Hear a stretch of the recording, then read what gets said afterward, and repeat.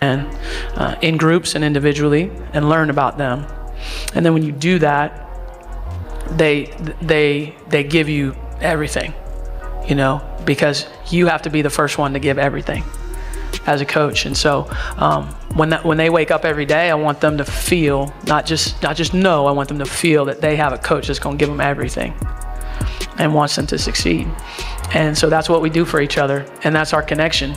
And we're so connected that way, and that doesn't mean it's... The meeting wasn't part of the agenda. Phones were collected, doors secured, and one statement reverberated through Team USA camp, altering everything. This is about Caitlin Clark.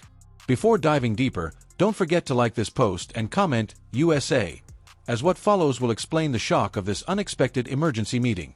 Day 3 of Team USA camp was intended to be just another day. Light running and film review, nothing out of the ordinary. Instead, it spiraled into the most intense day of the entire camp.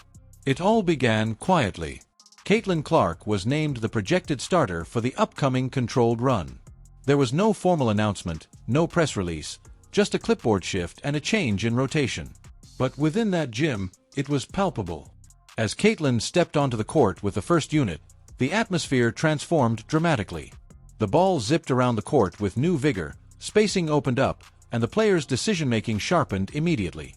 To compromise on. And I'm just so glad that she came out and said this, because obviously with everything that we've been seeing in the CBA, it's so much drama, it's so much he said, she said, it's so much of the WNBA and the WNBPA coming out trying to spin the narrative and get the public's opinion on their side. But Caitlin Clark has been one, like, she has turned down so many of these off-season leagues. She has turned down all of these other opportunities because she is trying to grow the WNBA. It seems like Caitlin has literally one focus, and it's to play in the WNBA, and it's to uplift the WNBA and women's basketball, and that's all she wants to do. This wasn't just a metaphor, it was fundamental, and not everyone perceived it in the same light.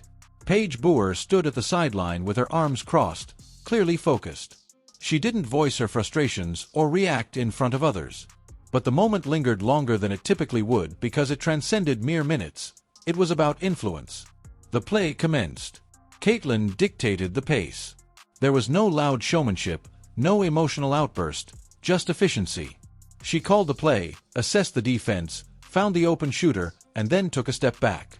A smooth swish from logo range followed. No celebration, no confrontations, simply business as usual. The bench didn't erupt in cheers, it only grew more tense. This was a validation of something many still struggled to accept. The offense now revolved around Caitlin Clark. Amidst drills, the whispers began, not trash talk, just focused attention. Questions hung in the air. Who's finishing games? Who's making adjustments? Who's making sacrifices? Paige finally got her chance during the next segment, but not with the starters. It was subtle, and in a gym like this, nothing goes unnoticed. She played intensely, effectively, like a seasoned professional, but something felt amiss. The rhythm wasn't there. After the drill, she went straight to the bench. No extra shots, no additional practice, just a sense of stillness. That's when the coaching staff stepped back, taking note of the shift. Normal to be frustrated with each other. It's normal, like that's a part of it. Conflict's a part of it. And so we work through it together, and we're willing to sit in there and work through it together, and that creates the bond.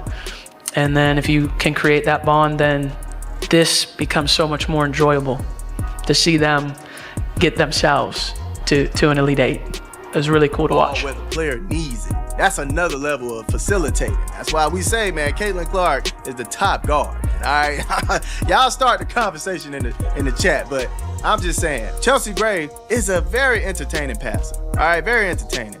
Sometimes her flashiness kind of make her throw the ball away and things of that nature, but Caitlin Clark knows how to get that thing in tough spots. All right, get it in tough spots and get her teammates open, get it to where the teammate can catch the ball. An urgent meeting has been convened, but it's not centered on the players. It's all about the staff this time. Assistants, coordinators, officials from the USA are gathered. The focus isn't on performance metrics. It's about managing the aftermath. Caitlin Clark isn't merely excelling. She's redefining the power dynamics within the team. In this meeting, the discourse revolves around balance rather than drama. How do you handle exceptional talent when one player effortlessly reshapes the framework? Caitlin isn't one to demand the ball. She's someone who crafts winning plays, and that shifts the entire landscape. Paige served Caitlin a plate of shut up and took the L out of her mouth.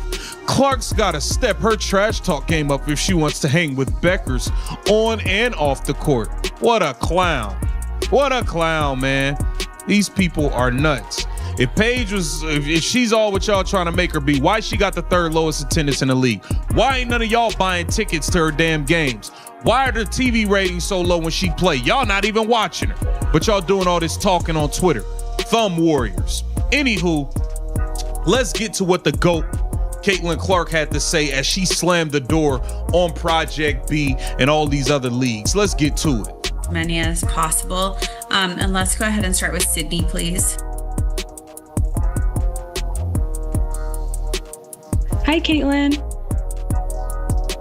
You previously said that there was no disappointment when you weren't selected for the 2024 Paris Olympics because it gave you something to work toward. Reflecting back on the past year and a half and, making your first senior camp, what does this moment mean for you and why is this the right time for you? Yeah, I think anytime you can do a USA basketball related camp, or obviously in my past, it's been all junior national teams, and, I've been cut from some of those and I've played for 3 of them. So I think I've experienced both sides of it. And, this is the biggest honor you can possibly have, and playing basketball in our country is wearing USA across your chest. So, I'm just excited to be here and honored. Obviously, it's kind of like the start to the new Olympic cycle, and, quite a few. Back on the court, a palpable pause lingers among the players. There's an unspoken understanding that something significant is unfolding. Paige rises to converse with a coach, her voice low and measured, well out of earshot of cameras.